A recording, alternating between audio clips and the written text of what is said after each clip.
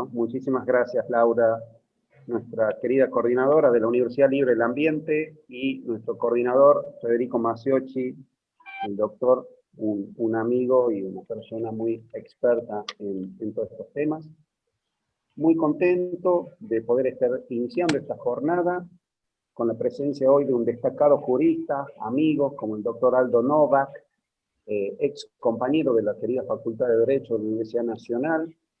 Como les contaba antes, nosotros venimos del ámbito público, personalmente del ámbito privado, y hoy me toca circunstancialmente ser el secretario de Gestión Ambiental del intendente Martín Gallora, y hoy nos convocamos en esta diplomatura que tiene ya más de 600 inscriptos, lo cual es un éxito y reafirma que el tema ambiental es un tema que nos interesa a todos y es propiedad de todos, por lo tanto todos tenemos que involucrarnos en cuidar nuestro ambiente, y en este ámbito creo que es muy propicio porque vamos a poder compartir distintos puntos de vista y ser tolerantes y respetuosos, porque muchos de los panelistas que estamos acá tienen y están en funciones o han estado en alguna función, ya sea del ámbito público o privado, y han tenido posiciones.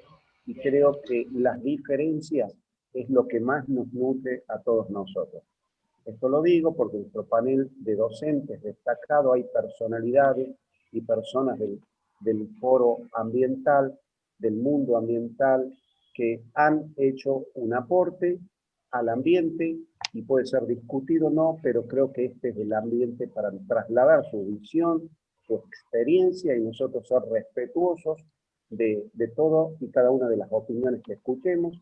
Creo que estamos todos reunidos aquí porque nos convoca fundamentalmente el ambiente y cuidar y lograr que nuestra Córdoba querida cumpla con el objetivo de desarrollo sostenible número 11, que tiene que ver con una comunidad y una ciudad sostenible. En fin, en nombre del intendente Martín Gallora, agradecerle su presencia y espero que sea altamente provechosa, seguramente lo serán todas estas charlas que tendremos durante estos meses. Desde ya,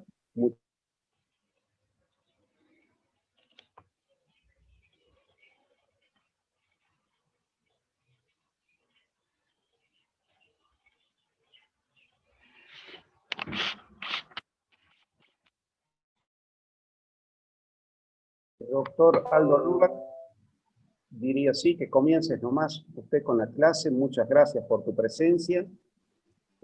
No sé, Laura, si estás por acá, hacer la presentación del doctor. No hace falta. No acá estoy.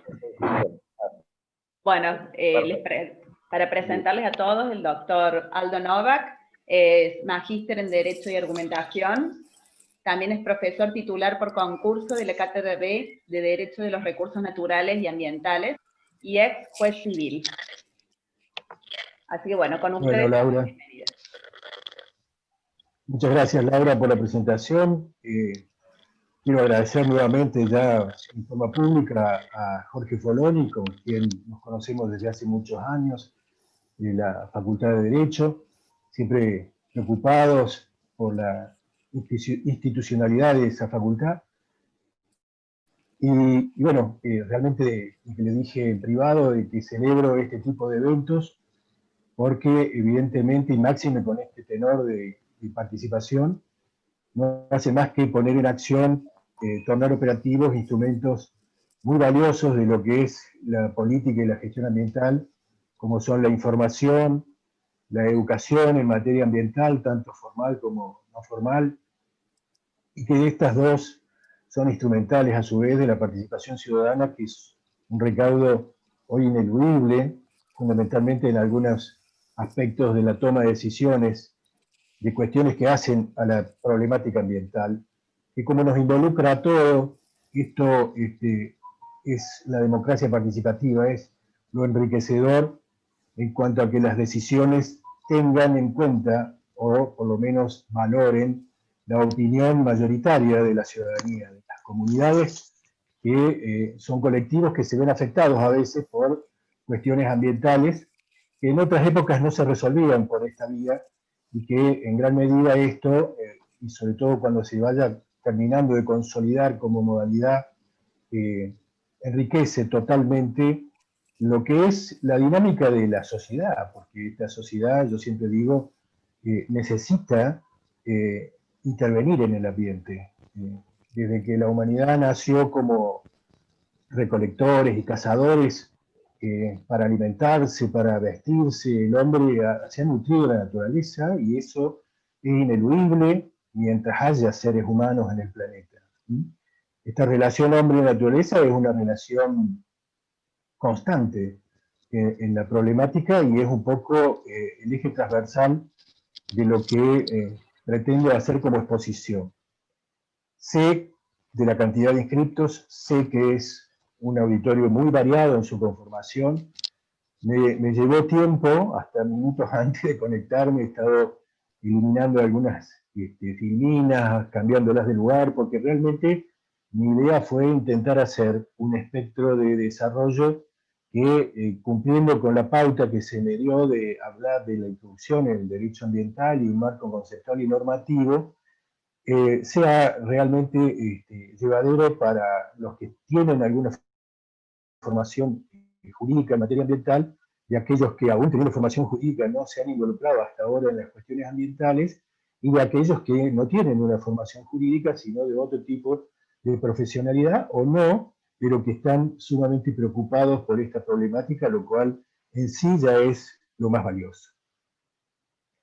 Bueno, una pequeña introducción con una pequeña historia del derecho ambiental, para simplemente reseñar cómo se genera esta evolución significativa que ha provocado en el ámbito local, nacional, la reforma constitucional del año 94, que indudablemente no hizo mucho más, pero tampoco mucho menos, que replicar a nivel de la norma más importante de nuestro país, cuestiones que se venían ya desarrollando a nivel de tratados internacionales, de convenciones internacionales, donde estaban poniéndose en evidencia la problemática ambiental. Obviamente, en ese contexto también de las distintas conferencias que después vamos a señalar en materia ambiental que lleva adelante la ONU, obviamente la llamada Ecorrío 92 también generó una especie de efecto bisagra en lo que es la recepción de la problemática ambiental ya a nivel internacional, a partir del propio Ecorrío, con el paradigma de desarrollo conocido como desarrollo sustentable, y a nivel local con la sanción de muchas normas, desde la propia Constitución en la reforma del año 94, que introduce artículos específicamente vinculados con la temática ambiental, como es el 41, que viene a ser las bases de un régimen sustantivo en materia ambiental, si se quiere, a nivel constitucional, el 43, que plantea la acción de amparo, la constitucionalización de la acción de amparo, tanto a nivel de planteos individuales como de acciones de incidencia, por derechos de incidencia colectiva, entre ellas la cuestión ambiental, que tiene una altísima relevancia para lo que yo denomino la tutela preventiva del ambiente, y también el artículo 124, en cuanto no hace más que dejar expresamente señalada el carácter dominio originario de las provincias con respecto a los recursos naturales. Con lo cual, sin duda, esto juega muchísimo en el régimen de competencias en materia ambiental, que es un aspecto de bastante significación para el derecho ambiental. Ya vamos a hacer algunas referencias a lo que son las leyes de presupuestos mínimos, la facultad de complementar las leyes de presupuestos mínimos que se reconoce tanto a las provincias como a las municipalidades y comunas. Perdón, Aldo, una interrupción. Sí. Piden si podés agrandar la diapositiva. ¿Esta no está suficientemente grande? En todo caso voy a pedir consejos técnicos. Abajo en la pantalla, abajo de todo, podés hacer zoom. Perdón, si pone presentar desde diapositiva actual, vamos a ver solamente la diapositiva que están mostrando. ¿Y eso dónde aparece? En la barra arriba, en presentación de diapositiva, con diapositiva, y ahí tenés que poner desde la actual a la izquierda. En la barra de arriba dice presentación con diapositivas. Después de archivo, inicio, insertar, diseño, En la barra presentación con botón. diapositivas. Claro, Al exactamente. costado. Yo voy a meter acá cuchara. Ahí, perfecto. F5. Al principio. Desde la actual. La segunda que dice desde la diapositiva actual. Ahí, ahí. Ahí Exacto. está. Ahí va, Ahí está, ahí está. perfecto. Bien. Muchas gracias. No, Ven por que favor. la tecnología no es mi fuerte. Y eso que ya estamos con el programa de la facultad a la mitad por modalidad virtual, hemos tomado exámenes virtuales. Me retiré de la función judicial cuando estábamos también ya con teletrabajo y empezaba también la modalidad virtual a tener más impacto, pero bueno, soy de otra época. Bien.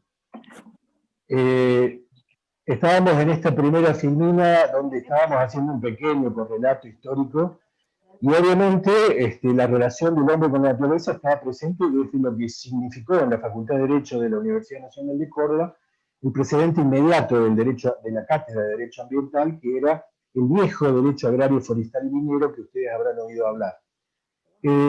Ese viejo derecho agrario, forestal y minero ya también regulaba de una forma u otra la relación del hombre con la naturaleza, pero con una mirada más bien productivista que conservacionista.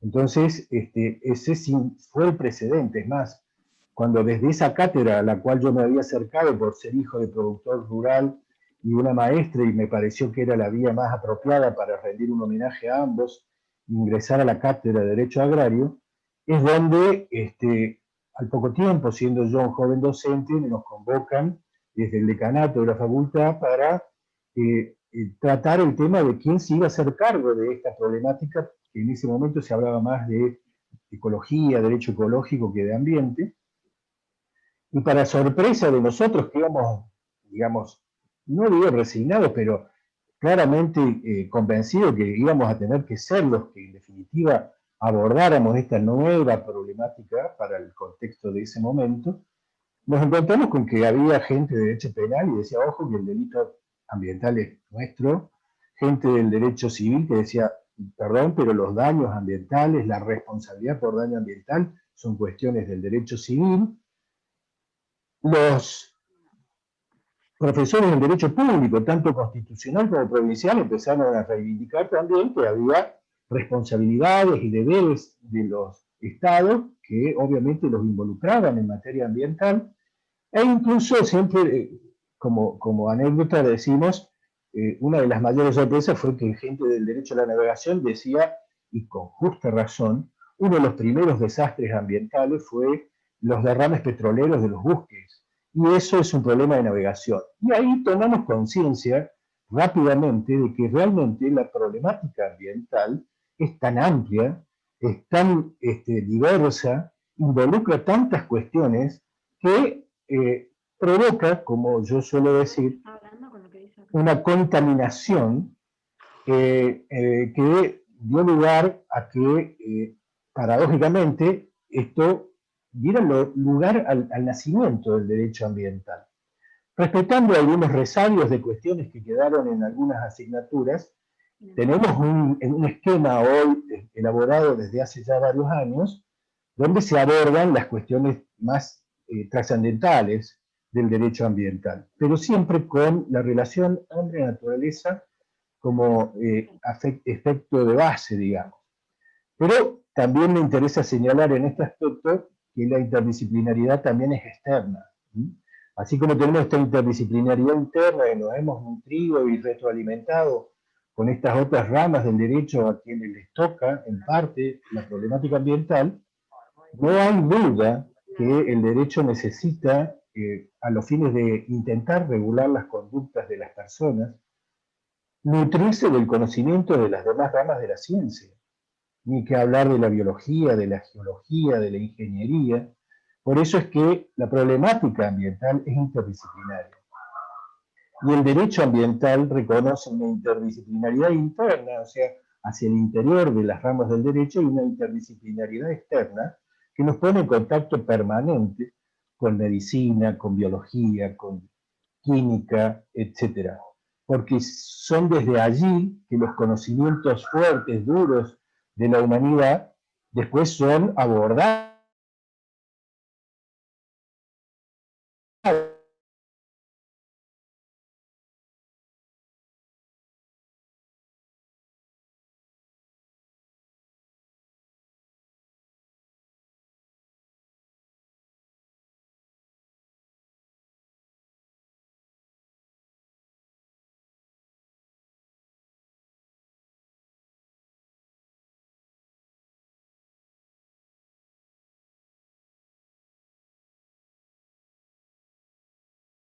y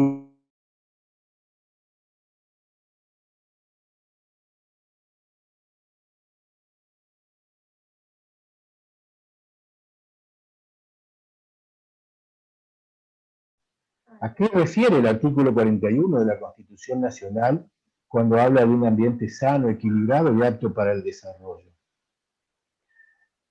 Digamos que desde el punto de vista común, habitualmente se suele decir o conceptualizar al ambiente como todo lo que rodea al hombre, que lo puede influenciar o puede ser influenciado por él. Indudablemente, ese concepto amplísimo no hace más que mostrar lo que realmente ocurre. El ser humano está instalado en el planeta y con distintas y variadas situaciones y circunstancias lo habita y lo aprovecha, pero no hay duda que un principio que ya no es jurídico, pero sí es propio de la problemática ambiental, que es la interrelación, todo lo que ocurre en el sistema, fundamentalmente en el sistema natural y en los grandes sistemas naturales, replican y repercuten en el resto del planeta. Ese ambiente está conformado por distintos elementos y componentes que muchas veces y siguen teniendo un tratamiento, una regulación propia. Sin duda, los elementos más reconocibles siempre que se habla de la relación del hombre con la naturaleza o de la problemática ambiental son los recursos naturales. Sobre todo el trípode básico de la vida, que es el suelo, el agua y el aire, pero así todos los demás recursos, los minerales y rocas, el recurso escénico, paisajístico, todos esos elementos, indudablemente, han ido teniendo, incluso con anterioridad a la irrupción del derecho ambiental, regímenes propios. Ya vamos a ver cuando les muestre una reseña de leyes que hacen al bloque normativo del derecho ambiental, muchas de ellas preexistentes a la llegada formal del derecho ambiental. Pero necesariamente tenemos que reconducir esas miradas parcializadas, aisladas, de todo lo que es el régimen del agua, del suelo, del aire, o de la biodiversidad, a una noción unitaria de ambiente, porque eso es lo que nos va a permitir el abordaje de la problemática en su espectro amplio. Como macrobién, según algunos autores les gusta utilizar esa expresión. El macrobién ambiente, que a su vez está conformado por microbienes, como el suelo, el agua, la biodiversidad, etc.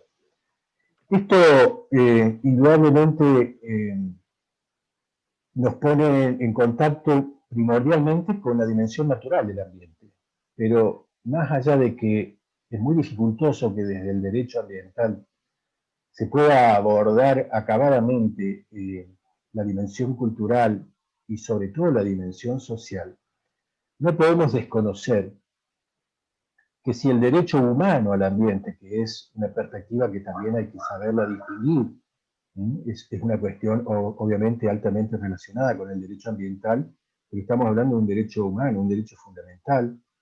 Ese derecho humano a un ambiente está referido a la noción unitaria de ambiente, fundamentalmente, esa que es omnicomprensiva de todos estos elementos y a la cual se lo debe tender a tutelar en sí misma, independientemente de que haya a veces regímenes especiales o problemáticas especiales, como lamentablemente hemos tenido hace poco en Córdoba, muy vinculado con la biodiversidad, con los desmontes, con los incendios, que nos ponen en una situación compleja, porque nos pone en una situación de debilidad, digamos, coyuntural, pero gravosa, porque los efectos que provocan estos impactos negativos en el ambiente son realmente muy difíciles de superar, sobre todo en un recurso tan exquisito y básico para la dinámica del sistema natural por los servicios ecosistémicos y ambientales que prestan, como son los bosques nativos, que tienen un régimen propio también. En realidad tienen varios regímenes. Hay regímenes de bosques de la vieja usanza y hay vinculados ya con el régimen de presupuestos mínimos y de protección y tutela mucho más rigurosa. Pero eso va a ser materia de una exposición especial. Va a haber muchos temas que yo voy a simplemente señalar como problemas del derecho ambiental, pero que van a ser abordados específicamente y que yo obviamente no me voy a detener.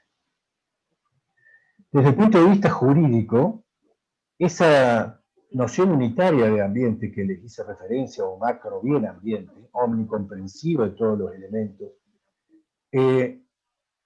lo consideramos un bien jurídico, público no en el sentido patrimonial, sino en cuanto a su uso y aprovechamiento, que es de titularidad colectiva, un bien que da lugar a derechos de incidencia colectiva.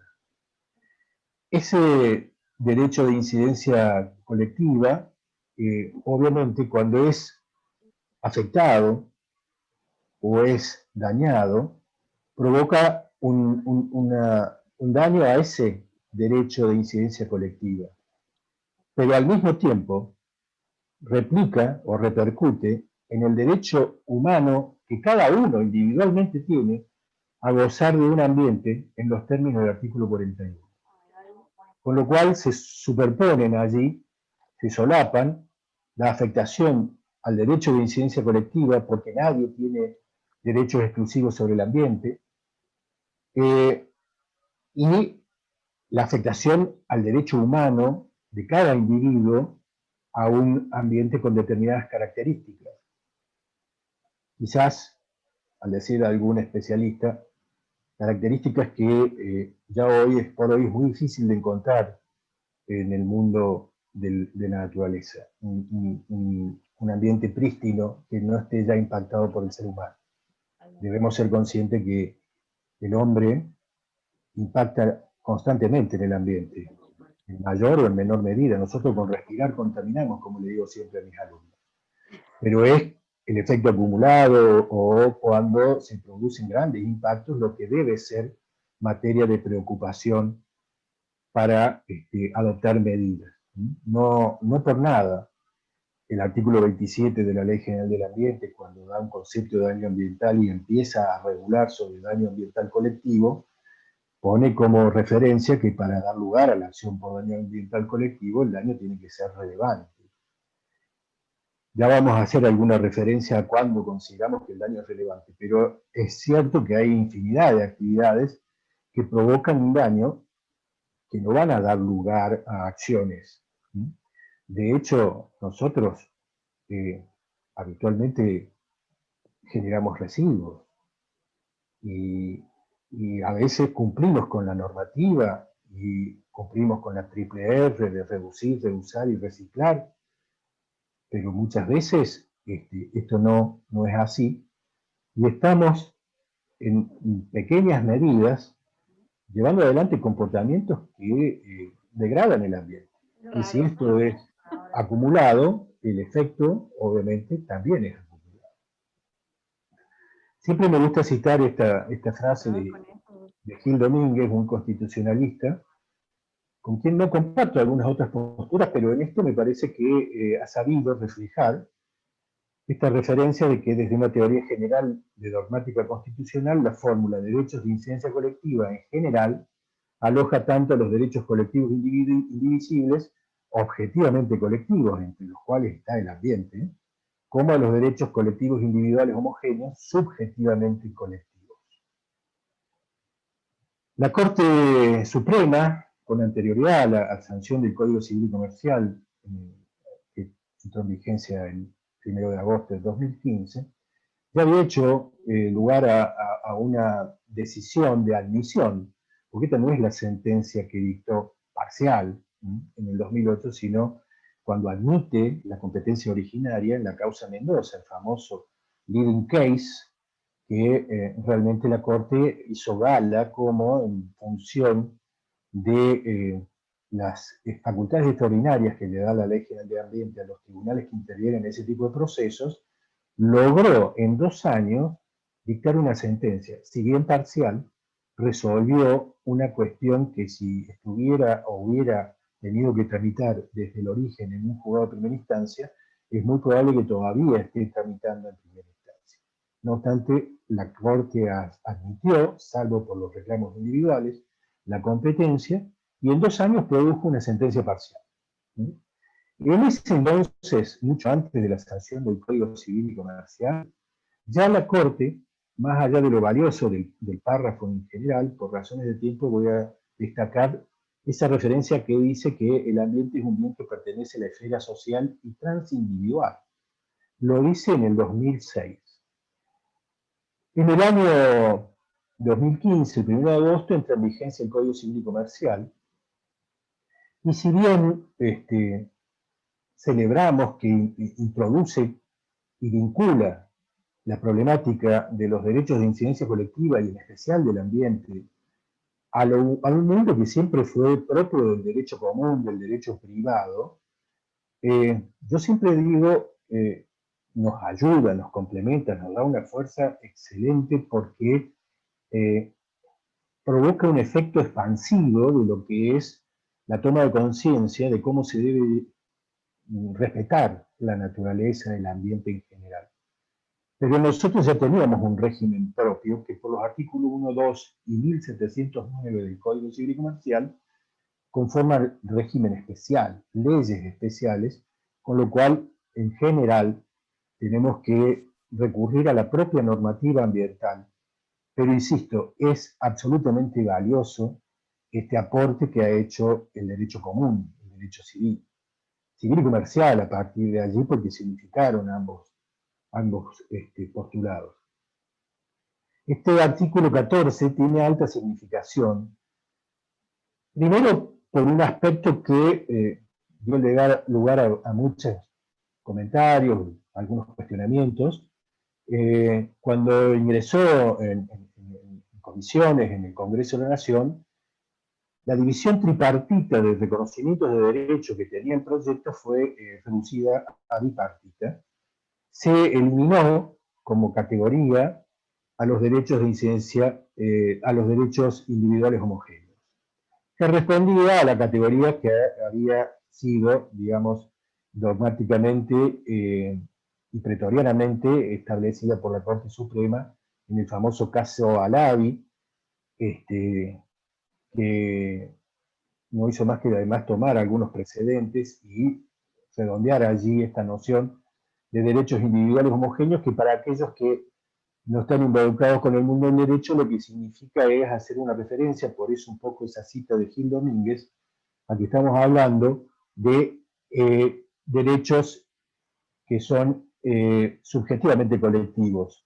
Son derechos que son plurales, porque tienen un mismo origen causal, la afectación de esos derechos, pero no pierden la calidad o la naturaleza de daños individuales. Por eso en lo personal siempre dije que no estaba en desacuerdo con que se mantuviera la división bipartita, individuales y de incidencia colectiva.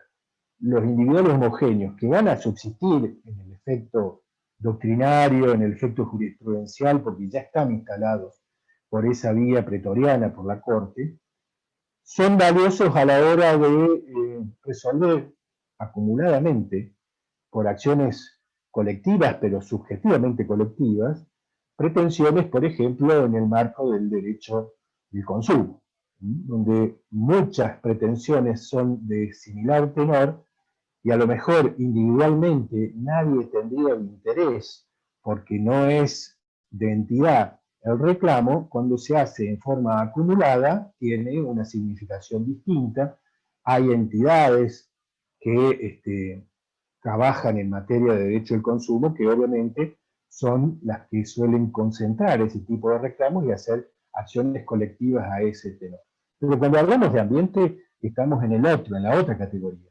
Derechos de incidencia colectiva, que son indivisibles. De acuerdo a los fundamentos del Código Civil y Comercial, dice la expresión de derecho de incidencia colectiva hace referencia a derechos que son individuales y de uso común, en los cuales no hay derechos subjetivos en sentido estricto. No pertenecen a la esfera individual, sino social. Eso dicen los fundamentos del Código Civil y Comercial, fundamentalmente elaborados por la comisión redactora integrada por Risetti, que es un referente del derecho ambiental, y por la propia doctora Kenelmacher de Carlucci, que es otro referente, ambos viniendo desde el derecho civil, muy involucrados con la problemática ambiental.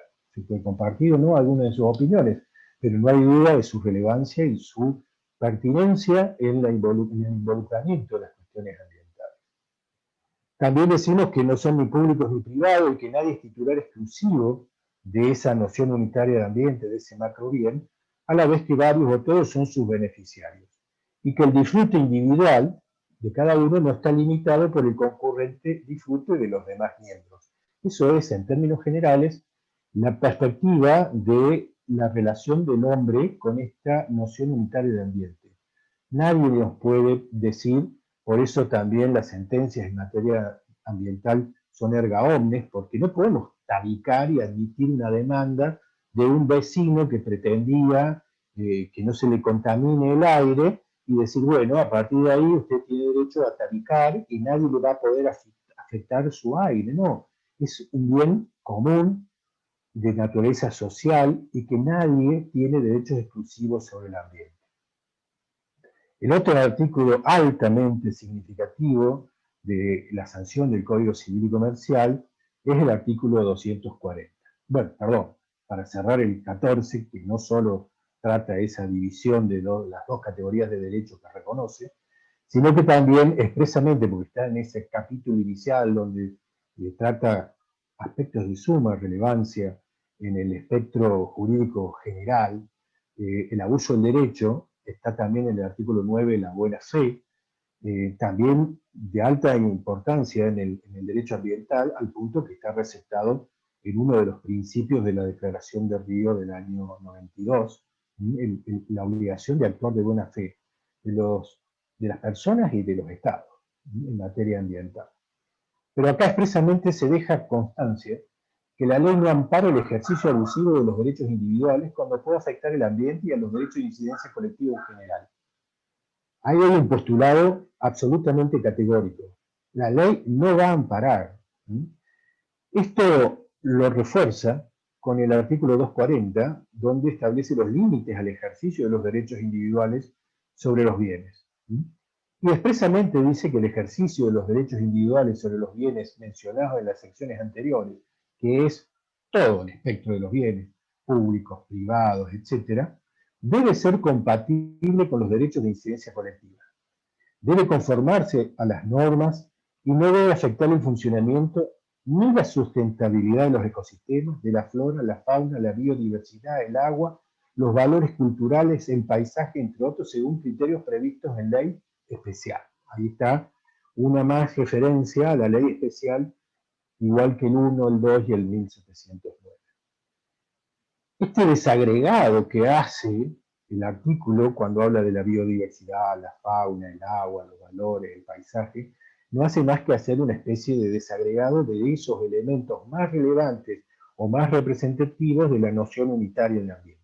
Pero me interesa que les quede claro que jugamos con este mecanismo del abordaje de la problemática ambiental con una noción unitaria de ambiente, y después hay problemáticas propias que tienen un tratamiento parcializado, lo cual no significa que no se pueda reconducir a un nuevo tratamiento integrado con la problemática general. Desde esa perspectiva, y ya en el 2019, o sea, vigente el Código Civil y Comercial, me interesa destacarles este pronunciamiento de la Corte Suprema en el caso de la minera Barrick contra el Estado Nacional, fundamentalmente vinculada con la Ley 26939 de glaciares y ambientes periglaciares, donde hace una expresa referencia a estos postulados y expresamente dice que las personas físicas y jurídicas pueden ciertamente ser titulares de derechos subjetivos que integran el concepto constitucional de propiedad, amparados en los términos y con la extensión que lo reconoce el ordenamiento jurídico. O sea, nadie pone en crisis el derecho de propiedad en sí mismo, pero dice, ese derecho individual debe ser armonizado con los derechos de incidencia colectiva, artículos 14, 240 del Código Civil y Comercial, son los que les acabo de citar, para asegurar que el ejercicio de la industria lícita sea sustentable.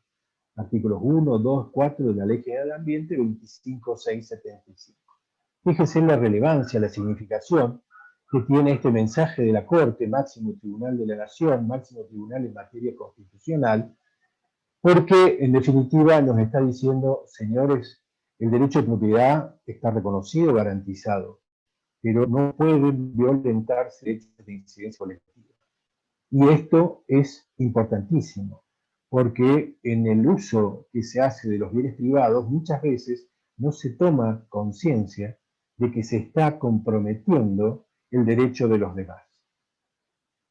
No vamos a dar nombres ni vamos a hacer referencia, estamos hablando de muchas industrias que no se preocupan de la liberación de efluentes, de la contaminación del aire, del agua o del suelo.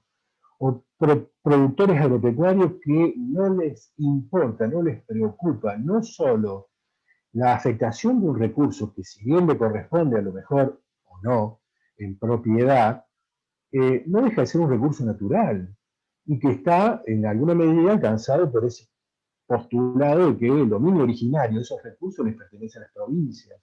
Entonces la facultad de reglamentación, de limitar, como el propio Código Civil, también lo tienen las provincias. Y es ahí a donde tenemos que apuntar para lograr un espectro de verdadera posibilidad de un desarrollo sustentable.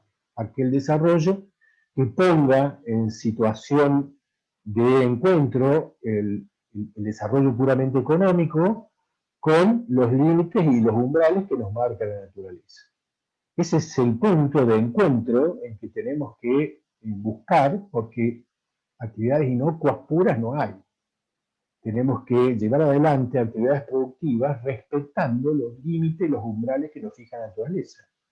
Por eso es importante el reconocimiento cuando las industrias se reconvierten y utilizan tecnologías limpias para mantener el nivel de producción. Es claro que necesitamos alimentos, necesitamos bienes, pero mantengamos un nivel de producción que sea sustentable y de consumo sustentable. Le iba a hacer referencia más adelante, incluso cuando hago una pequeña cita de la encíclica Laudato Si del Papa Francisco, pero indudablemente van de la mano la producción insustentable con el consumo insustentable.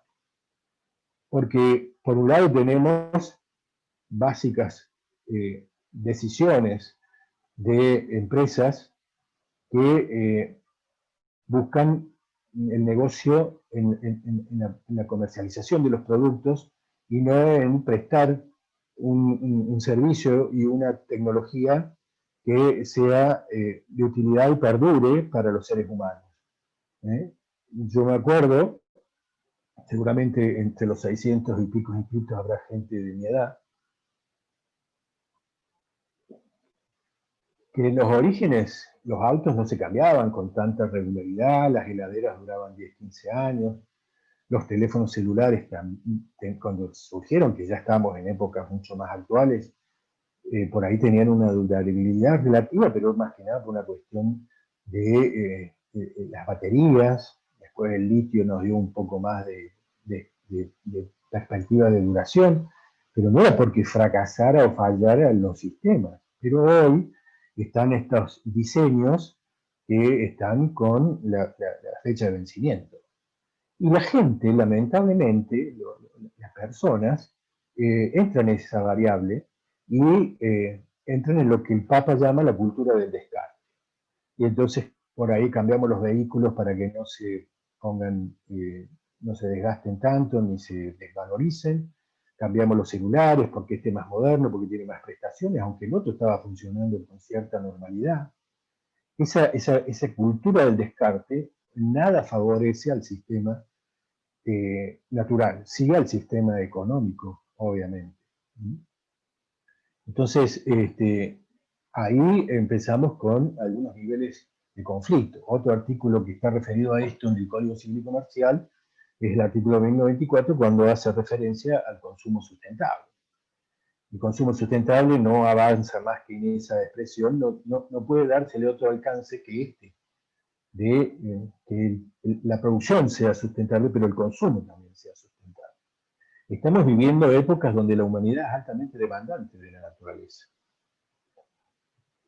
Históricamente, la humanidad ha tenido ciertos conflictos en los grandes centros urbanos con el acceso al agua potable.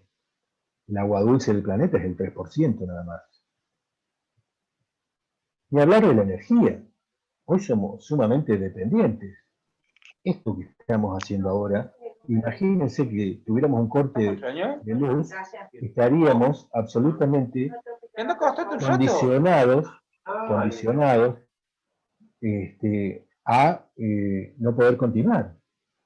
La humanidad en este momento tiene un nivel de consumo energético que pone en situación crítica al sistema natural, porque la matriz energética mundial sigue siendo fuertemente apoyada o asentada en combustibles fósiles. Y los combustibles fósiles no hacen más que ser quizás el principal vector de los gases de efecto invernadero, que provocan cambio climático que afecta y también replica en la desertificación. Entonces estamos en un círculo muy complejo que nos pone en una situación realmente crítica.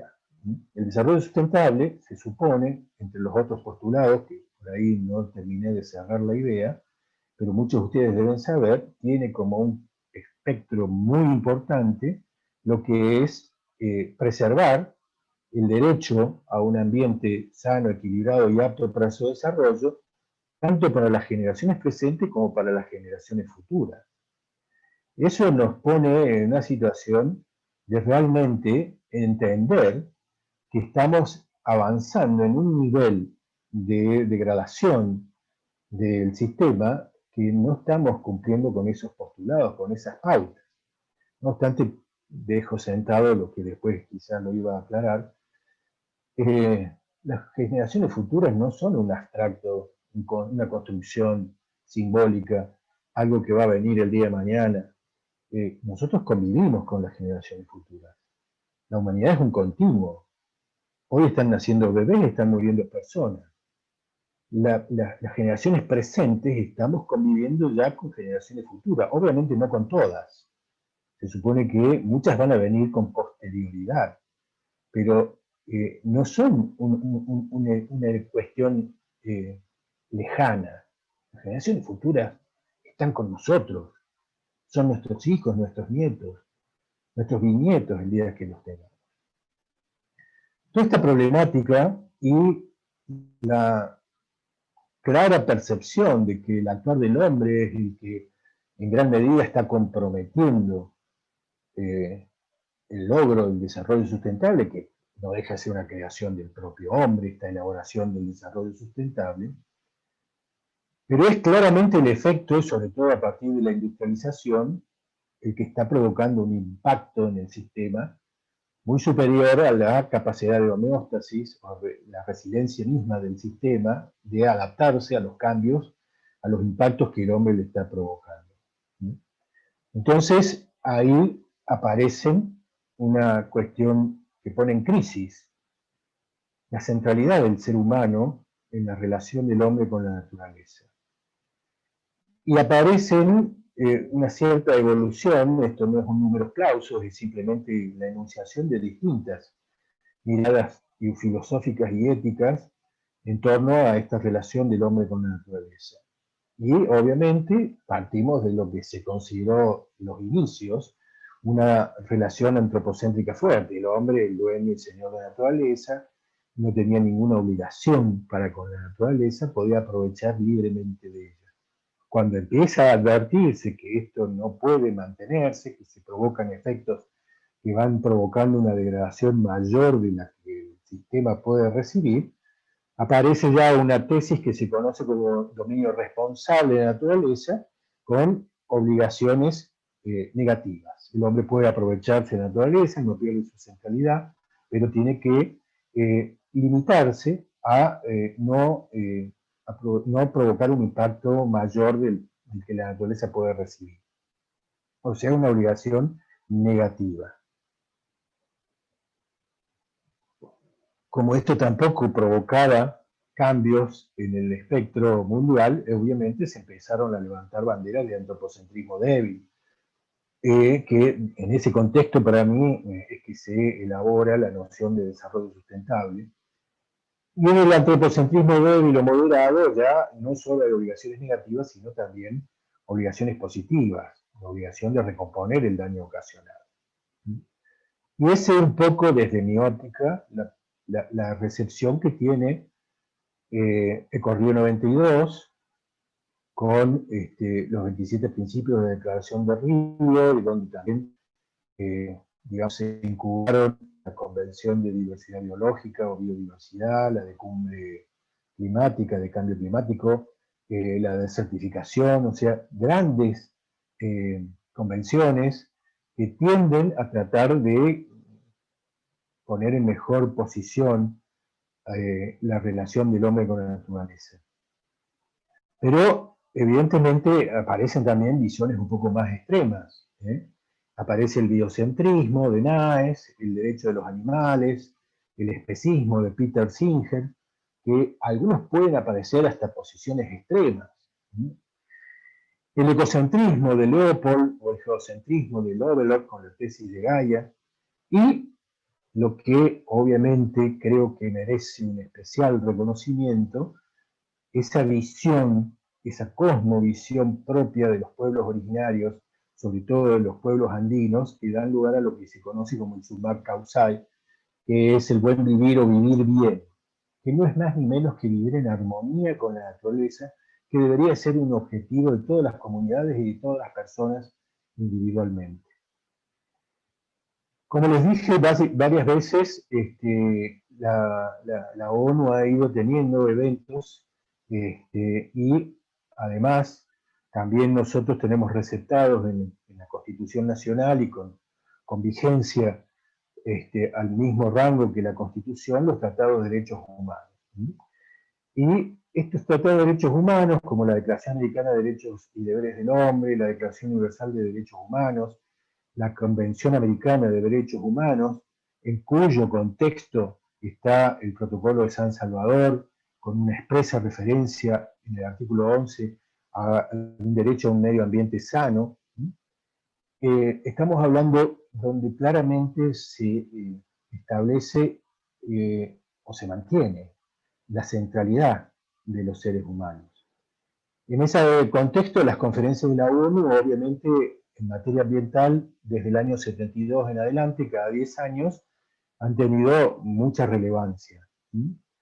La del año 72 establece expresamente, en el principio 1, que el hombre tiene un derecho fundamental a la libertad, a la igualdad, al disfrute de las condiciones de vida adecuadas, en un medio de calidad tal que le permita una vida digna y a gozar de bienestar, y tiene la solemne obligación de proteger y mejorar el medio para las generaciones presentes y futuras. O sea, ahí ya venía con una base de un aspecto que hace al concepto de desarrollo sustentable.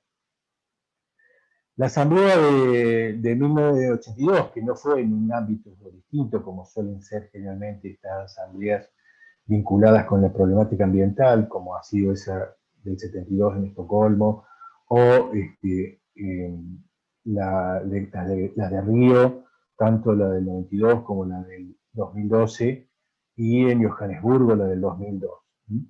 En la del 82 tiene la significación porque es donde aparece ahí quizás receptado una cierta mirada biocentrista, con la Carta Mundial de Naturaleza, y dice, toda forma de vida es única y merece ser respetada, cualquiera sea su utilidad para el hombre. Con lo cual ya está poniendo en una cierta posición de equilibrio con el propio ser humano la tutela del sistema natural, lo cual es absolutamente razonable y valioso. Y yo les voy a marcar después cómo percibo yo que debe ser este cambio en la mirada de la tutela del ambiente. Obviamente la Declaración de Río del 92 vuelve a tener un carácter más antropocéntrico. El principio 1 de los 27 principios de la Declaración de Ambiente y Desarrollo expresamente señala que los seres humanos constituyen el centro de las preocupaciones relacionadas con el desarrollo sostenible. Es clarísimo que no deja, de todos modos, de tener en cuenta, ya tengo separada ahí algunos otros principios de la Declaración de Río, de ocuparse también de la tutela del ambiente y de los elementos componentes de esa noción de ambiente, pero este punto 1, este principio número 1, señala con precisión que el hombre es el centro de las preocupaciones. Entonces, esto nos marca un carácter antropocéntrico, que después vamos a ver que califica como débil o moderado porque establece las bases, como les dije, el desarrollo sustentable en ese contexto de obligaciones positivas y negativas con respecto al ambiente. Johannesburgo 2002 es una convención que fue muy crítica de lo actuado por la humanidad desde el 92, que no se lograban los niveles que se habían propuesto para disminuir la degradación del ambiente a nivel mundial. Y en Río +20, que es la última, que también aparece nuevamente una crítica a la conducta de los Estados partes, al punto que dan a entender y se genera allí un principio que no lo alcanzó a recetar porque es de generación posterior. La Ley General del Ambiente de la Argentina, entre los principios jurídicos ambientales, no está que nace en la consideración en Río +20, en el 2012, que es el llamado principio de no regresión, que muchos se vincula con el principio de progresividad, aunque evidentemente apunta a cuestiones diversas, pero estrechamente vinculadas. Un principio de progresividad que sí está receptado en la Ley General del Ambiente, marca una especie de gradualismo en la adopción de instrumentos de política y gestión ambiental, en la defensa, en la tutela del ambiente, porque es claro que si en los distintos ámbitos, sobre todo cuando comenzó la llamada onda verde o ola verde, muchos estados provinciales o municipales o comunales, subiéndose a ese impulso, dictaban medidas o normativas en materia ambiental, a veces quizás que no respondían a las pautas propias de esa jurisdicción. La cuestión ambiental, si bien hay un principio de interrelación, como les dije, que va provocando efectos atados y consecutivos, indudablemente se reconocen situaciones diversas que son locales o regionales. Entonces, no toda norma de corte ambiental, sobre todo supongamos si habláramos de cuestiones vinculadas con los ecotributos o cuestiones vinculadas con la promoción de las mejoras a nivel de cambiar las bases industriales por tecnologías más limpias, podrían poner en crisis, a lo mejor si se los atosiga con varias cuestiones exigibles al mismo tiempo. Esto obviamente hay que verlo desde el momento en que empezó toda esta problemática. La gradualidad tampoco significa que vayamos a paso de tortuga, pero no podemos provocar un efecto quizás tan dañino o similar como lo que se quiere evitar. El impacto en el ambiente, como les dije, a veces simplemente es cuestión de limitarlo, no de impedirlo, porque siempre se va a provocar. Por ejemplo, siempre usamos como referencia la actividad minera. pensar o pretender que haya actividad minera sin impacto ambiental es una utopía. Entonces, ¿qué es lo que pretendemos? Que el impacto sea el menor posible, el aceptable, el que lleve adelante con técnicas de mitigación, una minería sustentable. Bueno, pasa lo mismo con los demás industrias. Pero si de golpe provocamos un efecto de atosigamiento, podemos provocar cierres de empresas, de fábricas, pérdida de puestos de trabajo y, como creo que no alcancé a cerrar la idea, pero apuntaba a eso, la dimensión social, si bien generalmente no la abordamos desde el derecho ambiental, está más relacionado con cuestiones de política ambiental o de economía ambiental, pero la marginalidad, la pobreza, la drogadicción, las personas vulnerables no dejan de ser una problemática ambiental. Si el derecho humano a un ambiente sano que emerge del artículo 41 dice que toda persona tiene derecho a ese tipo de goce del ambiente, está claro que cuando dice toda persona no deja a nadie afuera. Y es ahí donde a mí me hace un poco de, me genera cierto escozor avanzar en cuanto a que la persona pierda la centralidad, el ser humano pierda la centralidad. Yo creo que el paradigma ambiental debe mantener al hombre como el centro de las preocupaciones, en el desarrollo sustentable, en lo que es el paradigma ambiental propiamente dicho, en esta relación del hombre con la naturaleza. Donde debe cambiar el enfoque es en la tutela que se haga del ambiente, en las exigencias, en los requerimientos que le hagamos a los seres humanos de cumplir con la normativa, de llevar adelante una conducta en su vida cotidiana que sea respetuosa del ambiente, que al mismo tiempo, como dice la Corte, sea el correlato de ese derecho, el cumplimiento del deber de proteger el ambiente como nos marca el artículo 41. Bueno, por cuestiones de tiempo, y creo que ustedes han estado advirtiendo y algo les señalé, esos son los principios ambientales de la Declaración de Río 92 que a mí me parecen más significativos y que en alguna medida dejan en claro cómo la preocupación principal, como señala el principio 1, es en general el ser humano.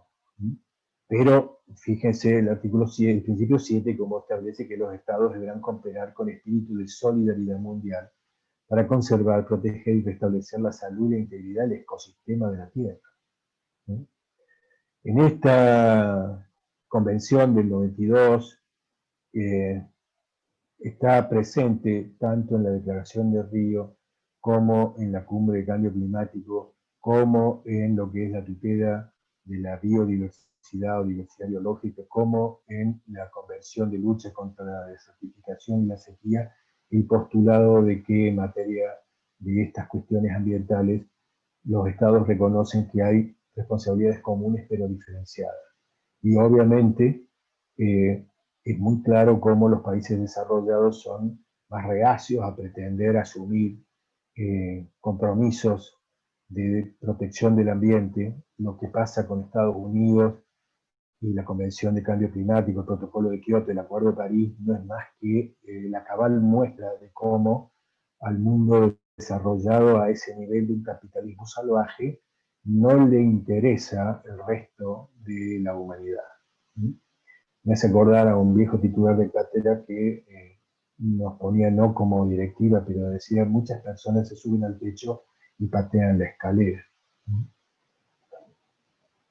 En el 2002 se genera en Johannesburgo una especie de debate sobre si el concepto a utilizar es sustentabilidad o sostenibilidad, y se genera ahí un dilema.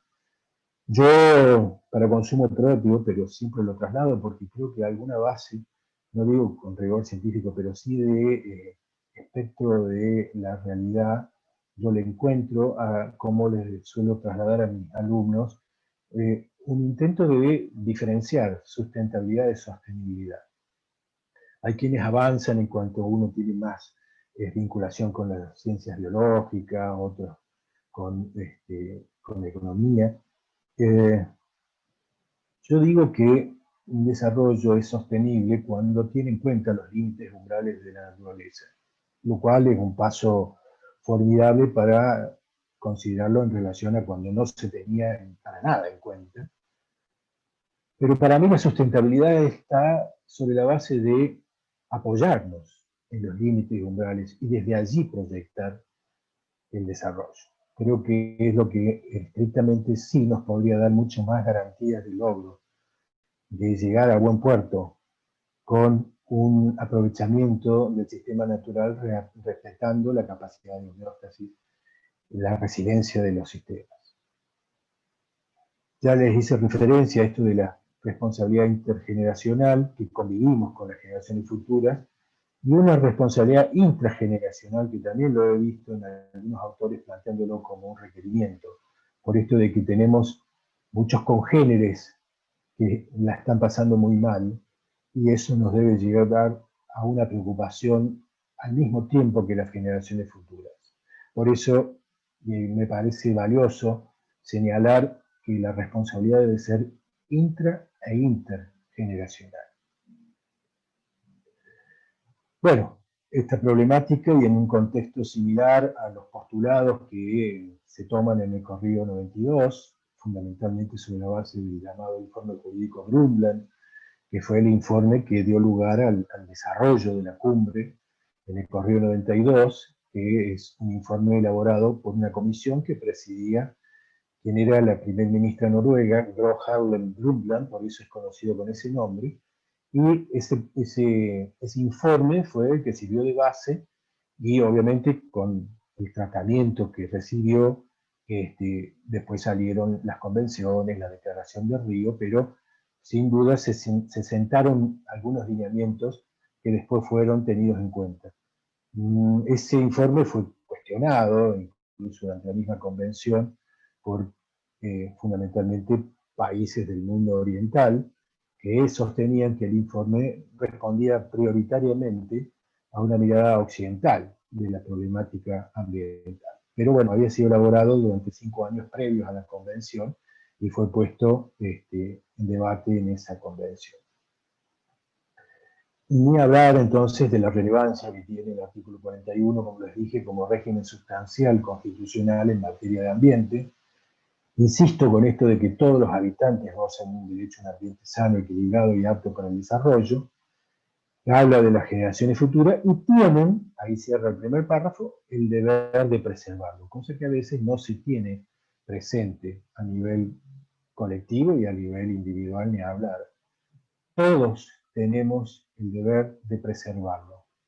Yo supe hacer un trabajito sobre residuos sólidos urbanos que precisamente lo llamé residuos sólidos urbanos, un problema de todos, no solo de las autoridades. Obviamente las autoridades acá mismo en general y en materia de residuos sólidos urbanos tienen un rol protagónico, pero todos debemos participar de lo que es la gestión integral de los residuos, porque somos los primeros generadores de los residuos sólidos urbanos. Ustedes ven cómo aparece ahí ese segundo párrafo, siempre me interesa vincularlo porque después lo desarrollo. El daño ambiental generará prioritariamente la obligación de recomponer según lo establezca la ley. Como vamos a ver enseguida, pero lo anticipo, la Ley General del Ambiente, entre los principios jurídicos ambientales, establece 2 de altísima relevancia, que son el principio preventivo y el principio precautorio. El principio preventivo es el principio que yo digo siempre es el norte, es el metaprincipio en materia ambiental. Es lo que se pretende desde el origen, que no haya daño ambiental, que no haya impacto o el impacto sea el mínimo posible. Es claro que cuando el artículo 41 dice que el daño ambiental generará prioritariamente la obligación de recomponer, una lectura muy liviana y equívoca podría llegar a reflotar aquí el concepto de, también a veces mal interpretado, de el generador es el responsable del daño y que tiene capacidad de indemnizar o de recomponer puede dañar. Y ese no es el objetivo. Este prioritario que establece es cuando surge el daño ambiental, cuando se fracasó con el metaprincipio preventivo de que no ocurra el daño ambiental. ¿Sí? Es recién en ese nivel en que aparece la obligación prioritaria de recomponer como primera obligación, porque de esa misma también hay una supletoria que es la obligación de reparar cuando la recomposición material se torna total o parcialmente imposible. Entonces es como que tenemos dos planos. Un primer plano donde rige pura y principalmente el principio preventivo, de que las causas y las fuentes deben ser abordadas prioritariamente porque el objetivo es que no haya daño ambiental. Y un segundo plano donde aparece como prioritaria ante la existencia de daño la obligación de recomponer y supletoria de esta la obligación de indemnizar. Y bueno, de acá para ir avanzando, porque el tiempo nos va a apremiar seguramente en algún momento, me lo van a empezar a decir, me interesa destacar ese párrafo que está también ahí, el tercero subrayado al inicio: las autoridades proveerán a la protección de este derecho. El primer párrafo vimos que establece el derecho y el deber, una noción de relación jurídica del hombre con el ambiente, de los ciudadanos con el ambiente, de las personas con el ambiente. Pero expresamente también se establece que las autoridades deben proveer a satisfacer ese derecho. De ahí lo importante que sea asumido ese rol protagónico de las autoridades. Esto lo salteamos. Esto también está haciendo referencia a que la Corte Interamericana de Derechos Humanos ya también puso en evidencia la significación que tiene para el individuo la tutela del ambiente. Sigue estando presente el principio pro persona, pro humano, pro hombre.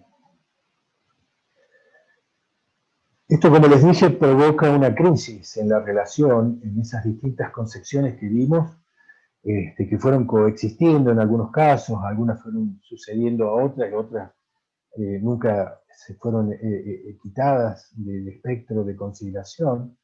Entonces, seguimos conviviendo con posturas vinculadas con el antropocentrismo fuerte, obviamente cada vez en mayor retirada, con el antropocentrismo débil o moderado. En perspectiva mía es donde se genera el derecho sustentable, el desarrollo sustentable, el biocentrismo, el ecocentrismo, el geocentrismo. Entonces, cuando se empieza a ver que la humanidad está fracasando en la tutela del ambiente, recobran fuerza las posturas que tienden al corrimiento del centro de las preocupaciones al propio hombre.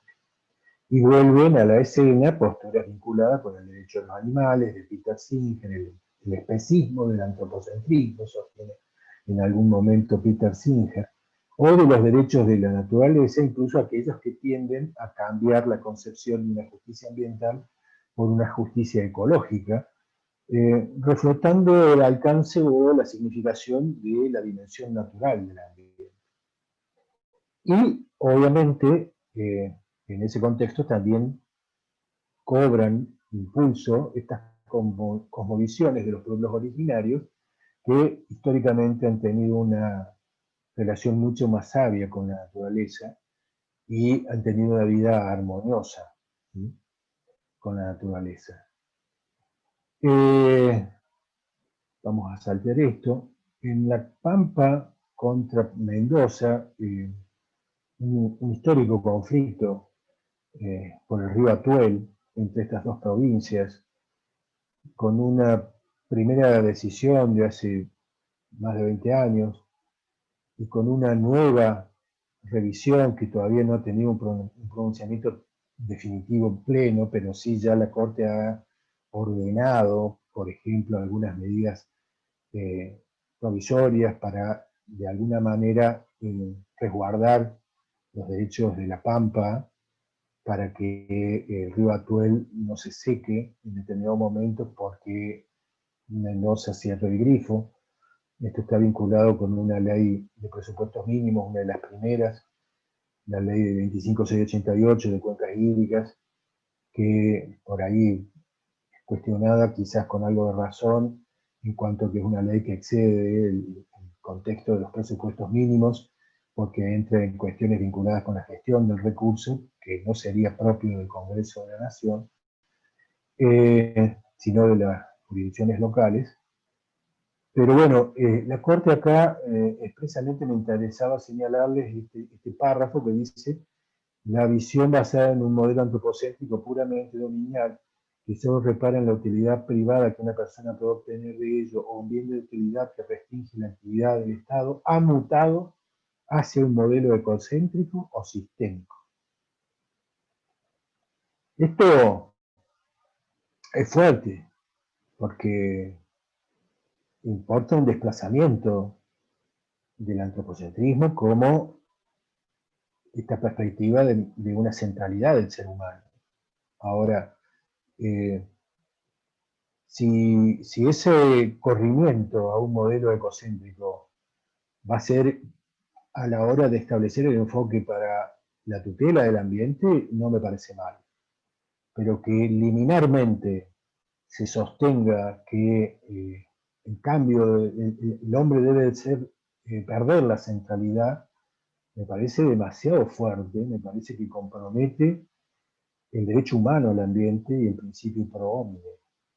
Entonces, me parece a mí, lo vengo diciendo, que se debe distinguir el plano del paradigma ambiental apoyado en el paradigma de desarrollo sustentable como paradigma de desarrollo, con la búsqueda de un equilibrio entre un desarrollo puramente económico y el respeto de la naturaleza, a la tutela del ambiente que se debe postular y se debe exigir cuando se llega a instancias, sobre todo judiciales, pero también administrativas, en función del principio precautorio. Es allí donde debe esa tutela ser abordada con un enfoque biocéntrico, ecocéntrico, geocéntrico o polisistémico, como suele decirse en algún momento. La misma Corte en ese mismo pronunciamiento dice: para la Constitución Nacional, el ambiente no es un objeto destinado al exclusivo servicio del hombre. Obviamente, estamos en ese contexto. El hombre puede aprovecharlo, tiene derecho a aprovecharlo, pero debe preservarlo, está obligado. Ese es el aspecto que yo entiendo que hay que conjugar, sin necesidad de provocar un corrimiento de la centralidad de la preocupación del hombre. Yo no consigo personalmente no preocuparme por mis congéneres, más que respecto de la biodiversidad en general, de la fauna silvestre. Me preocupa, pero no puedo preocuparme más de esos elementos que de mis congéneres, de seres humanos que están pasando situaciones críticas o extremas. Pero bueno, esto hace un poco al debate y a la consideración general que puede variar de comunidad en comunidad, de persona a persona. Este nuevo constitucionalismo de Ecuador y de Bolivia, obviamente en Ecuador, con rango constitucional, el artículo 71 establece que la Pachamama es la naturaleza, más allá que generalmente vinculamos la expresión Pachamama como la madre tierra, pero expresamente le reconoce derechos a la naturaleza, le dan personalidad jurídica a la naturaleza. Y lo mismo lo hace Bolivia, nada más que no a nivel constitucional, sino a nivel de leyes. Y esto evidentemente apunta a esa mirada de vivir en armonía con la naturaleza. También en Ecuador, la Corte de Loja, en el 2011, vinculada con el curso natural del río Vilcabamba, decide reconocer al río como sujeto de derecho. Eso también es un aporte significativo. En marzo de 2017, en Nueva Zelanda, el Parlamento le otorgó estatus de personalidad jurídica al río Wanganui. Yo soy el río soy yo. En mayo de 2017, la Corte Constitucional de Colombia también declaró por primera vez en ese país que un río es sujeto de derecho, o sea, en términos similares a lo que hizo Ecuador en el 2011. Esto también ha sido advertido por la opinión consultiva de la Corte Interamericana de Desarrollo, que advierte, como les dije, este avance de la consideración de la naturaleza como sujeto de derecho. A lo cual yo creo que no es algo cuestionable o criticable en sí mismo, creo que como postulado, como digamos, intención de poner en un nivel equiparable al ser humano, me parece valioso. Ahora, me parece que estamos, por un lado, con conflictos normativos internos. Por ejemplo, en la Argentina tenemos una clarísima división de qué se entiende por persona y qué se entiende por bienes o cosas. Y obviamente los ríos, los animales, tanto a nivel individual como colectivo, califican como bienes, no son personas. Entonces, requeriría mínimo una reforma, obviamente constitucional sería fantástico a nivel normativo, legislativo, pero también tenemos que evaluar detenidamente qué efectos provoca ese tipo de cambio de mirada, de perspectiva, porque a nosotros en la Argentina nos llegó casi los 25 años que llevamos de reforma constitucional, tratar de establecer una noción armónica y homogénea de afectado. ¿Quién califica como afectado en el artículo 43 de la Constitución Nacional como legitimado para defender el ambiente, o en el propio artículo 30 de la Ley General del Ambiente para la acción por daño ambiental colectivo?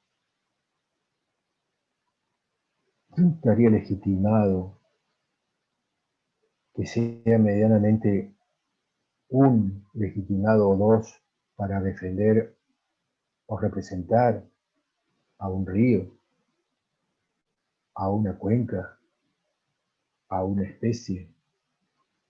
Obviamente tenemos afinidad con los caballos, ha habido acciones, hay una fundación muy valiosa, muy honorable, muy importante, que protege y conserva, pero no accionan en representación del caballo tal o del colectivo de caballos. Accionan como fundación en defensa de un elemento de la naturaleza. Yo estoy muy atento, hasta ahora la Corte no ha hecho más que admitir la acción, y le ha dado participación a quien se presenta como administradora de Greenpeace. Pero hay una acción instaurada en la propia Corte por Greenpeace y en representación del Yaguareté. Perdón, en representación del Yaguareté. La Corte ha guardado silencio hasta ahora, y yo estoy a la espera de ver si le va a reconocer a Greenpeace que esté actuando en representación del Yaguareté, porque eso no sería ni más ni menos que reconocerle personería al Yaguareté. Insisto, estamos viendo circunstancias importantes, valiosas. Estas distintas miradas son trascendentes, son muy importantes para que relancemos o repensemos la relación del hombre con la naturaleza. Pero yo señalo que, a mi humilde entender, todas estas miradas ampliadas que las veo con beneplácito no deberían llevarnos al extremo de hacer perder a los seres humanos la centralidad de las preocupaciones. Es mi forma de ver. Sin duda que también en el concierto internacional ha tenido mucha importancia y significación el llamado Acuerdo de Escazú en el 2018, que la Argentina ha firmado y ha aprobado la ratificación en el Senado hace un tiempo y hace pocos días en la Cámara de Diputados.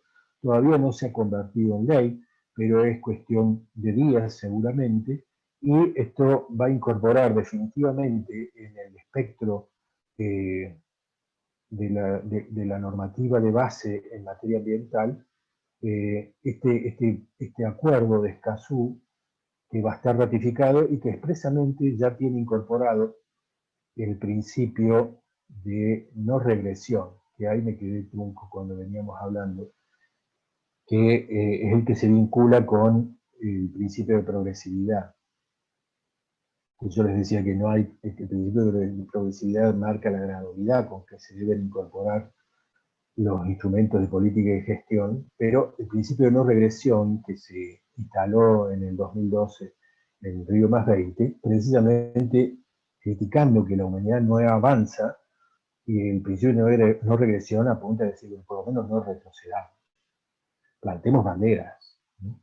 Y esa no regresión ya ha sido, a pesar de que no estaba formalmente incorporado en la normativa argentina, ya ha sido invocado en algunos pronunciamientos judiciales, ¿no?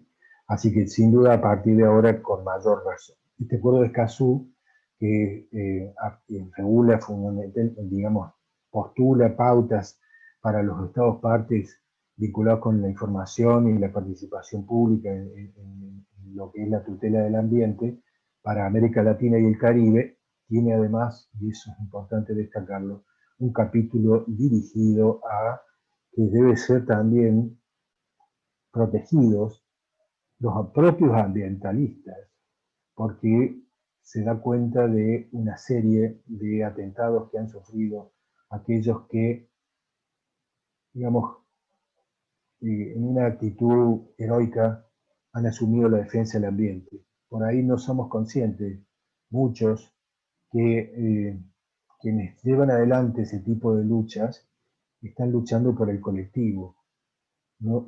De hecho, las acciones judiciales, tanto el amparo ambiental a través de los legitimados extraordinarios, dejemos de lado el defensor del pueblo y dejemos de lado las organizaciones no gubernamentales, hablemos del afectado, lo mismo en la Ley General del Ambiente.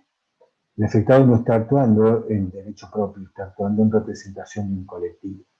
Por eso cuando aparecen limitantes para las acciones ambientales o imposiciones de costas cuando no terminan siendo admitidas, es un daño muy grande que se está haciendo a un colectivo de personas comprometidas fuertemente con la defensa del ambiente.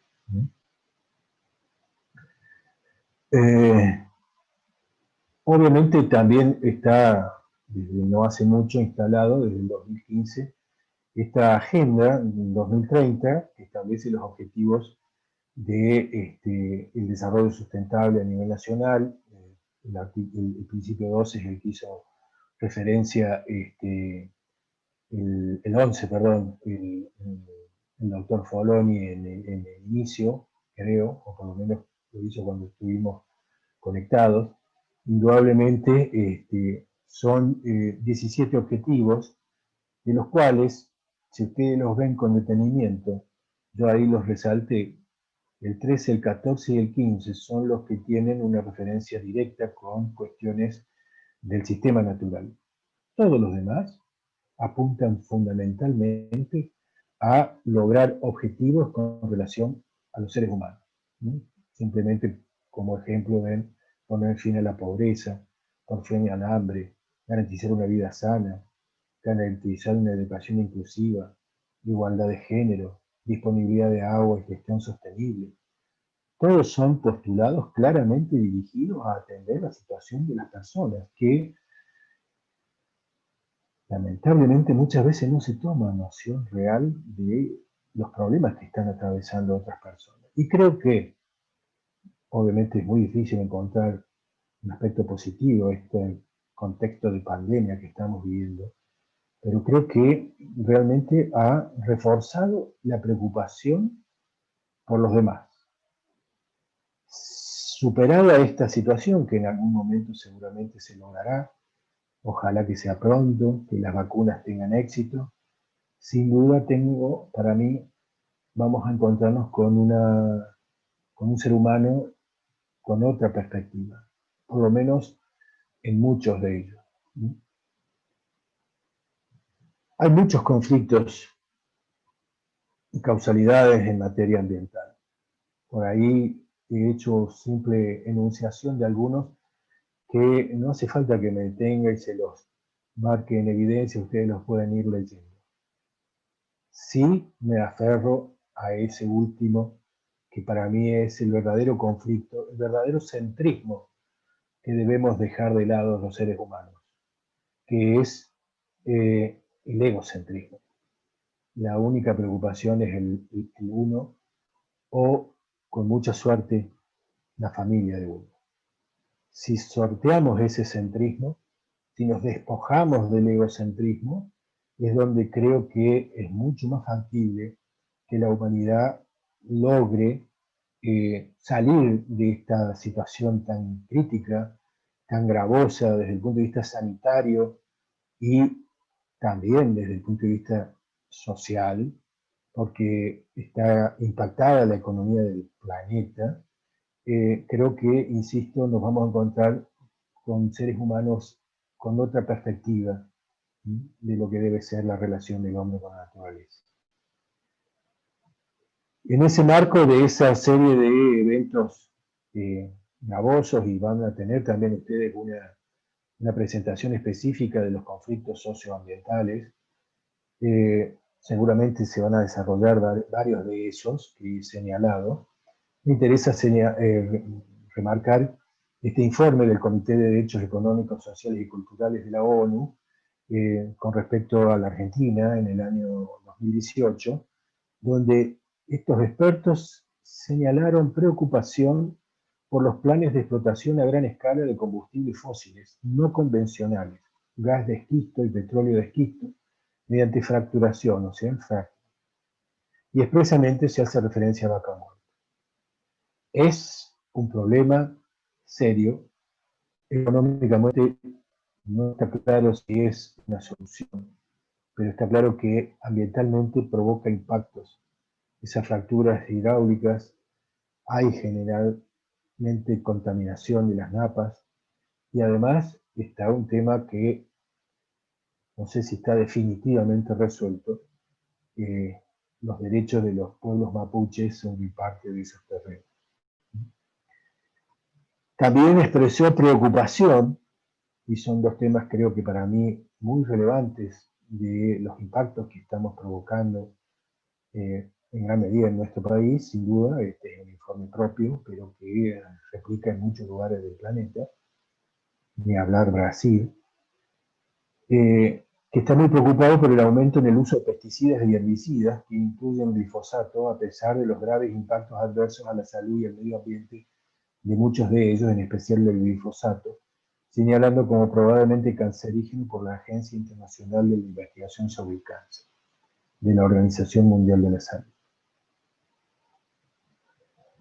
Es claro que hay una imperiosa necesidad de tutelar el ambiente, de respetar desde mi perspectiva, insisto, el principio pro homine y el derecho humano a un ambiente, y su relativo e ineludible deber de preservarlo. La tutela del ambiente como bien de incidencia colectiva debe ser integral y sistémica, con enfoque ecocéntrico, como mejor y más armónica protección de un derecho de incidencia colectiva. Insisto, el paradigma ambiental de la relación hombre con la naturaleza, desde mi perspectiva, no debe dejar de ser antropocéntrico. No puede concebir que sostengamos que el hombre debe dejar de ser el centro de las preocupaciones. Sí estoy convencido que en el plano de la tutela del ambiente, donde se debe establecer clara y seriamente las exigencias para las personas y para los estados de tutelar el ambiente, ese enfoque de la tutela debe ser sistémico, debe ser integral, debe ser biocéntrico, ecocéntrico, o con alguna de estas perspectivas que involucran fuertemente al sistema natural en paralelo con el hombre. Y fundamentalmente la tutela debe ser preventiva y reparatoria recién en caso de daño, conforme la normativa aplicable. Las leyes ambientales, según el Código Civil, y esto ya se lo señalé, son leyes especiales a la hora del abordaje de la tutela del ambiente. Hay principios ambientales que también, de acuerdo al Código Civil y Comercial, los jueces deben tenerlos en cuenta a la hora de tomar decisiones. De acuerdo a Alexi, los principios son mandatos de optimización. De acuerdo a los fundamentos del Código Civil y Comercial, los principios son parte integrante del espectro a ser valorado como complementario de las normas, como interpretativo de las normas. No son un postulado que el juez puede simplemente valorar o no, está obligado a considerarlo. Y es del caso que en materia ambiental tenemos en el artículo 4 de la Ley General del Ambiente enunciados los principios ambientales, de los cuales yo ya les dije que los más significativos son el de prevención y precaución a la hora de la tutela del ambiente, a la hora del desarrollo sustentable. Obviamente tenemos el principio de sustentabilidad, el principio de equidad intergeneracional, etc. Bueno, el principio de prevención yo ya les hice referencia como el metaprincipio. El principio precautorio es un poco más específico, están obviamente relacionados.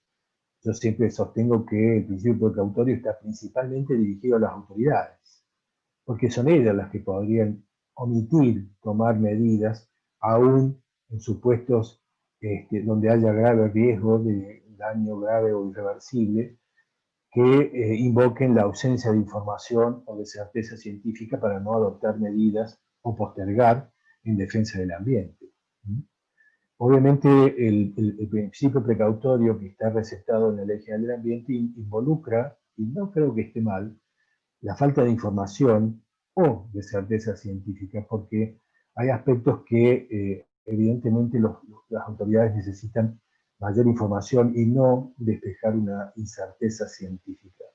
Este principio daría lugar para una charla en sí mismo, lo dejo allí, pero bueno, la falta de información, por ejemplo, fue el principal fundamento de una causa importante también de la Corte Suprema, que es la causa Salas, donde evidentemente la Corte termina admitiendo inicialmente como medida cautelar y después se inhibe de pronunciar sobre el fondo por las circunstancias que no vienen al caso ahora señalar, pero porque lo que faltaba era información. Y básicamente la información que faltaba era una evaluación ambiental, de impacto ambiental macro. Básicamente es el caso donde se venían autorizando desmontes en base a estudios de impacto ambiental que se han venido celebrando autónomamente y no había un análisis macro que evaluara el efecto acumulado de todos esos desmontes individuales. Por hacerles corto, de qué se trata ese caso. Obviamente acá tenemos una situación que para la tutela del ambiente, sea la preventiva o la de recomposición, tenemos que tener definido quiénes son los legitimados. Y obviamente hay legitimados extraordinarios en el artículo 43 de la Constitución, el afectado, el defensor del pueblo, las organizaciones o asociaciones no gubernamentales que tengan estatutariamente prevista la defensa del ambiente.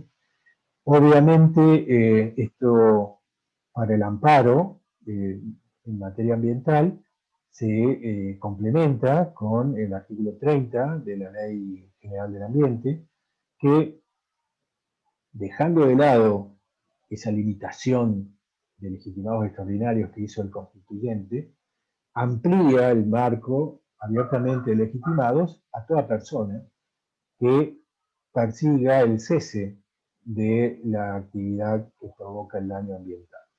Con lo cual, creo que nadie lo cuestiona porque es ampliar el abanico de legitimados, pero no deja de violentar una pauta constitucional más restrictiva y que claramente el constituyente la adoptó porque no estuvo en su ánimo establecer una acción popular.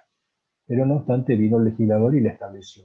Y encima la estableció en un contexto donde prevé que cualquier persona, además de la acción por reparación del ambiente, puede iniciar un amparo para el cese, con lo cual, desde el punto de vista de la economía procesal, es un desgaste, porque o estamos, que yo creo que no, la acción de recomposición del ambiente, desde mi perspectiva, no debería tramitar por lo menos en forma regular como amparo, porque tiene limitaciones probatorias y de debate el amparo. No lo descarto, pero en principio creo que debe ser una acción declarativa. Pero aún, supongamos que no sea una acción declarativa, que sea también un amparo que está discutiendo la reparación del ambiente, ¿cuál sería la razón de iniciar otro amparo para postular el cese de la acción nociva? Me parece que sería un desgaste, un riesgo de demorar la acción inicial o de provocar, si se quiere, la posibilidad no bien vista de resoluciones contradictorias. Además tenemos a nivel provincial la vieja ley de amparo, 4915, que no hace más que seguir prácticamente los lineamientos de la Ley Nacional 19686, que son regímenes que regulan la acción de amparo, después que fue pretoriamente recetado por la Corte en los casos de Siricot, pero que obviamente no responden a los lineamientos plenos de lo que se puede derivar del artículo 43 de la Constitución Nacional. Entonces, el criterio dominante es que estas leyes rigen en tanto y en cuanto no condicionen postulados que deriven del propio artículo 43 de la Constitución Nacional. Y tenemos también la nueva ley del ambiente de la provincia, entre comillas nueva, ya tiene sus años, que en el artículo 72 establece quiénes son los legitimados también para iniciar la acción de amparo. En un espectro también con un desagregado por ahí poco feliz o inentendible, porque pone a la Fiscalía de Estado, al Ministerio Público. La Fiscalía de Estado es el representante legal del gobierno de la provincia, entonces es como que no tiene mayor razón de ser.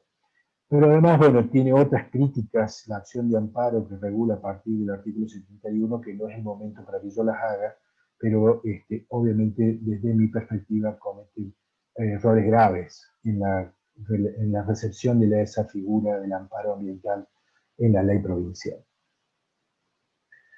Obviamente la tutela preventiva es la que busca evitar el cese. Acuérdense que el artículo 43 prevé que la acción puede ser iniciada cuando haya afectación en forma actual o inminente. Esa posibilidad de que sea inminente y no actual exclusivamente es lo que habilita a esa función principalmente preventiva que yo le atribuyo a la acción de amparo. No obstante, lamentablemente he visto rechazos de acciones de amparo porque no había daño actual. Me parece un despropósito porque la acción preventiva precisamente lo que persigue es que no haya daño. Entonces, si le van a poner como condición que haya daño, es como establecer un mecanismo contraproducente para el fin perseguido. En cambio, la acción de recomposición ya tenemos que remitirnos al 27 y siguiente de la propia Ley General del Ambiente, un régimen de acción de daño ambiental que, respecto a quienes no son del foro judicial, básicamente establece pautas propias de una acción específicamente dirigida a la recomposición del ambiente, que tiene características propias con relación a lo que era el viejo Código Civil, con el Código Civil Comercial, que en materia de daños, y a partir del artículo 1709 y siguientes, ha desmenuzado fuertemente los presupuestos de responsabilidad, incorporando incluso la función preventiva del daño, que no estaba en el Código Civil, y que nosotros ya la tenemos por esto que venimos hablando del artículo 43 y la tutela preventiva del ambiente. No hace más que reforzar, pero tenemos pautas propias. Pero sin duda es una cuestión que requiere algún análisis, que insisto, no es el momento, en cuanto a los factores de atribución, los presupuestos de responsabilidad, la causalidad en materia ambiental, que tiene características muy propias.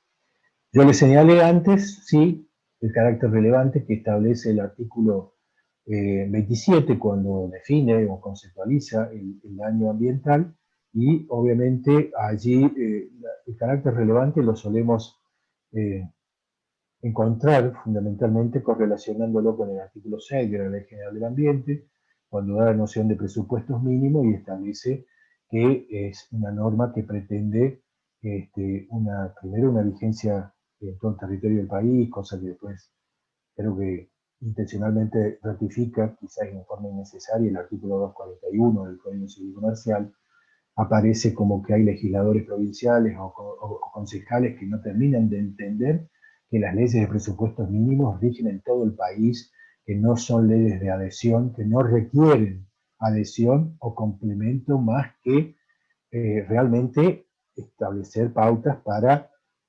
adecuar al lugar alguna cuestión característica. O sea, la facultad de dictar normas complementarias está prevista, pero no reeditar como hace la ley 10.208, que reproduce principios ambientales, instrumentos de política de gestión ambiental, que van más allá del postulado general que establece la Ley General del Ambiente. Obviamente, en ese contexto, el carácter relevante del daño lo podemos encontrar si la acción que se está reprochando compromete la capacidad de carga del ambiente o la dinámica del ecosistema, y ni qué hablar si pone en crisis el derecho a la salud o el derecho a la vida de las personas, porque indudablemente la relevancia ya está dada también, no solo por el carácter de incidencia colectiva de los derechos que tenemos sobre el ambiente, sino porque se está afectando el derecho humano a un ambiente con determinadas características. Simplemente como postulado, no me voy a detener, los tiempos ya estamos sobre la hora.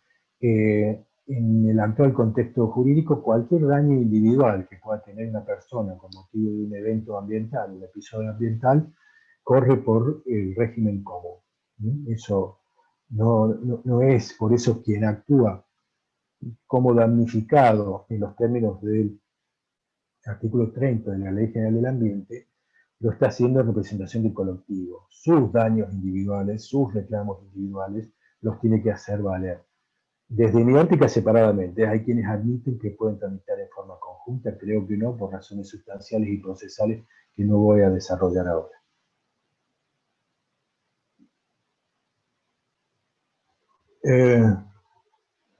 Tenemos, si se quiere, un régimen normativo de base, que es la propia Constitución, en los artículos que yo le hice referencia. Obviamente el 33 lo ponga porque es el artículo donde se suele recurrir para sostener un derecho a la salud por los derechos implícitamente reconocidos por la Constitución. Los demás son todos artículos vinculados con la problemática ambiental que yo ya les hice referencia. Bueno, me faltó el 124 por lo que veo.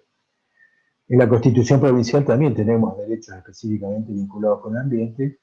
Significativamente los más comprometidos son el 66 y el 68. El 66 con la problemática ambiental en general y el 68 específicamente con los recursos naturales. Obviamente el Código Penal, vinculado con los delitos contra la seguridad pública y los delitos contra la salud pública. El Código de Minería, ni a hablar, está totalmente relacionado con el aprovechamiento de un recurso natural que de por sí es una actividad extractiva y destructiva, o sea que el impacto ambiental está presente en casi todas las actividades mineras.